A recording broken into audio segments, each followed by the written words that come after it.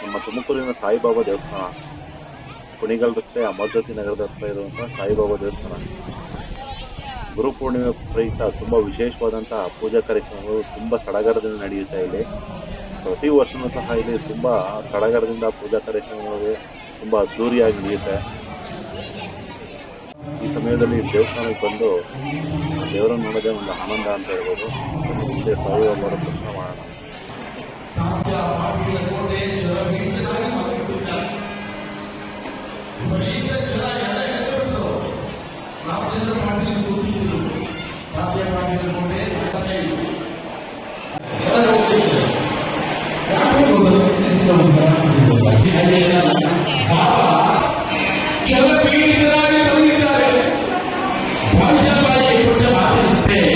ಈಗ ಪಾಪ ಜನ ಕಂಡಿದ್ದಾರೆ. ತಾವು ಆ ಶಿವಳಿಯಲ್ಲಿ ಚಾಮಿ ಉತ್ಸವ ಮಾಡ್ತಾ ಇದೆ ನೋಡಬೇಕು ಪ್ರತಿ ಗುರುವಾರ. ಅದೇ ಸಮಯದಲ್ಲಿ ಪಾಪ ಅಂದ್ರೆ ವಿಶೇಷವಾಗಿದೆ ಅಂತ ಮಹಾನುಭಾವರು ಪಾಪ ಚಾವಡಿ ಉತ್ಸವ ನೋಡಬೇಕು. ಬಾಬರಿಗೆಲ್ಲ ಆ ಹಾರ ಹಾಕಿ ಆ ಬಾಬರಿಗೆಲ್ಲ ಒಂದು ಮುದ್ದುವಾಗಿರ್ತಕ್ಕಂಥ ವಸ್ತುಗಳನ್ನು ಹುಡ್ತಾ ಇದ್ರು. ಪಾಪ ಕೈದೊಂದು ಸಟ್ಕ ಗೋಲು ಯಾವಾಗಲೂ ಇರಬೇಕಾ ಗೋಲು. ಆ ಸಟ್ಕದಿಂದ ಏನ್ ಕೆಲಸ ಕೂಡ ಆಗ್ತಾ ಇತ್ತು. ಒಂದ್ಸರಿ ಶಿವನ ಭಾಗ ಮಾಡಿಕೊಂಡು ವಿಷ್ಣು ಸಹಸ್ರನಾಮಕ್ಕೆ ಬಾಬನಿಗೆ ಬಹಳ ಇಷ್ಟ. ದತ್ತಾತ್ರೇಯ ಭಜನೆ ತುಂಬೆ ಎಲ್ಲರೂ ಬೆಳೆಸೋರು ಎಲ್ಲ ದತ್ತಾತ್ರೇಯ ಭಜನೆ ಬಾಬನಿಗೆ ಆನಂದ. ದತ್ತಾತ್ರೇಯ ತವ ಶರಣಂ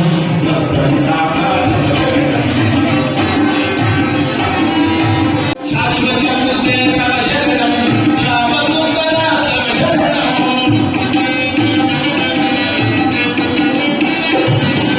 ಶೇಷಾಭರಣ ಶೇಷಭೂಷಣ ಶೇಷಶಾಲೆ ತರ್ಜನ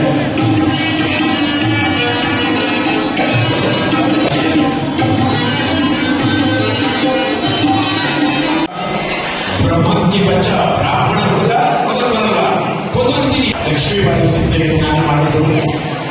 ಮಾಡ್ತಾ ಇದ್ದಾರೆ ಧ್ಯಾನ ಮಾಡಿ ಎಲ್ಲ ಆಗ್ತಾ ಇದ್ದಾರೆ. ಬಾಬಾ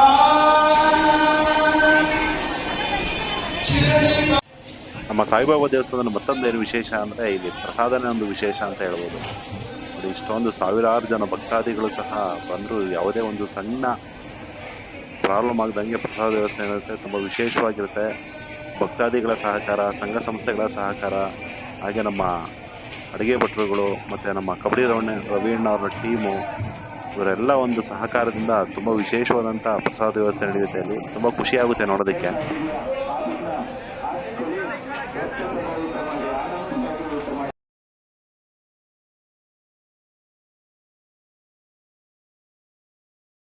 ನಮಸ್ಕಾರ. ನಿಮ್ಮನ್ನೇ ಹುಡುಕ್ತಾ ಸರ್. ಇಲ್ಲ, ಈಗ ಬಂದೆ. ಬೆಳಗ್ಗೆಯಿಂದ ನಿರಂತರವಾಗಿ ನಡೀತಾ ಇದೆ. ಬೆಳಗ್ಗೆಯಿಂದ ಎಷ್ಟು ಮಾಡಿದೀರಾ? ಹಾಂ, ನೈಟ್ ಇಷ್ಟ ಇರುತ್ತಲ್ವಾ?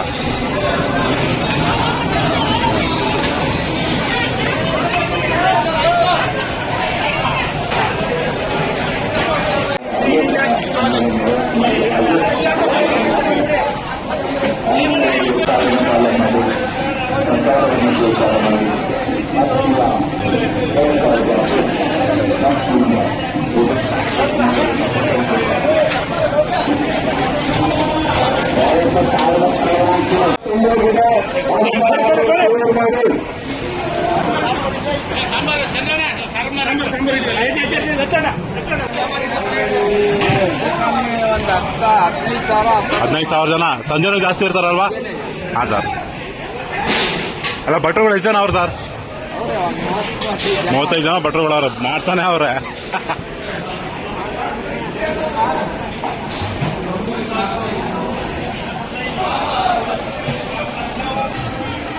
ಸರ್ ಮಾತಾಡ್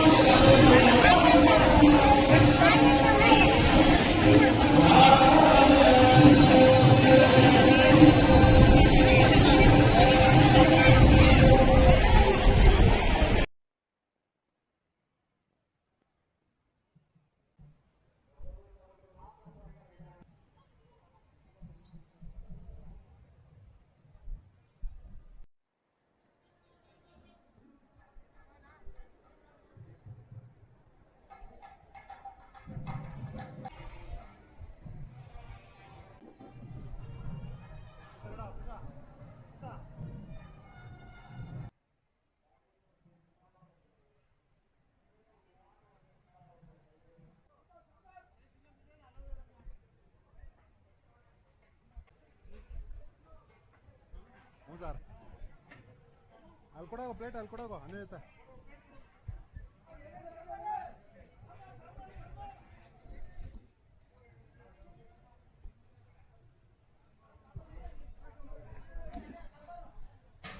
ನೋಡಿ ಬಿಸಿ ಬಿಸಿ ಸಾಂಬಾರು ರೆಡಿ ಆಗ್ತಿದೆ. ಬೆಳಗ್ಗೆಯಿಂದ ಎಷ್ಟು ಮಾಡಿದಾರೋ ಲೆಕ್ಕನೇ ಇಲ್ಲ. ತುಂಬ ಭಕ್ತ ಸಾಗರನೇ ಇದೆ. ಈಗ ರಾತ್ರಿ 8 ಗಂಟೆ ಆಯಿತು.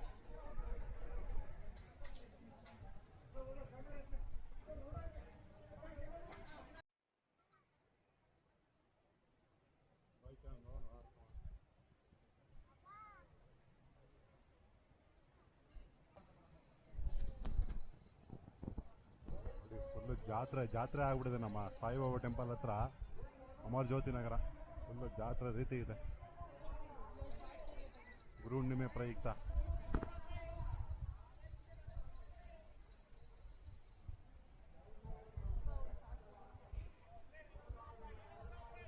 ಚೆನ್ನಾಗಿ ಜಾತ್ರೆ ಇದ್ದಂಗೆ ಐತಲ್ಲ ಪ್ರತು.